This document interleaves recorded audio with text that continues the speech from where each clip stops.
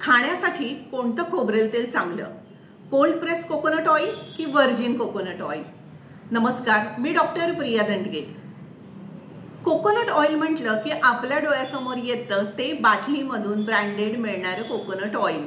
हे केसांना लावण्यासाठी आहे, ते खाण्यासाठी नाही.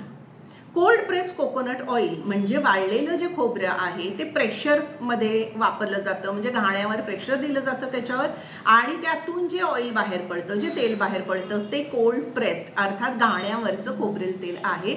याचा बॉइलिंग पॉइंट खूप हाय आहे आणि त्यामुळे ते तळण्यासाठी वापरलं जातं. समजा फणसाचे चिप्स आहेत, केळीचे चिप्स आहेत, दक्षिणेत तर ते रोजच स्वयंपाकात वापरलं जातं. आता व्हर्जिन कोकोनट ऑइल म्हणजे काय बघूया, कारण बरेचसे डॉक्टर्स आपल्याला व्हर्जिन कोकोनट ऑइल खाण्याचा सल्ला देतात. ओलं खोबरं किंवा नारळाचा जो चव म्हणतो तो सेंट्रिफ्यूज मशीनमध्ये घालून एका स्पीडला फिरवल्यानंतर एका ठराविक पॉइंटला त्यातलं ऑइल वेगळं होतं. जसं आपण ताक करताना रवीने ते घुसळतो दही आणि एका पॉइंटला लोणी वेगळं होतं, ताक वेगळं राहतं. त्याच पद्धतीनं हे ऑइल तयार होतं आणि हे ऑइल लो टेम्परेचरवर कुक करण्यासाठी उपयोगी आहे.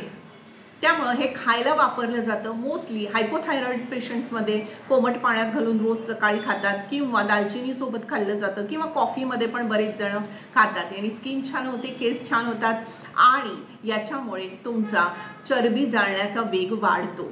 त्यामुळे खाण्यासाठी व्हर्जिन कोकोनट ऑइल आणि स्वयंपाकासाठी कोल्ड प्रेस कोकोनट ऑइलचा उपयोग होतो.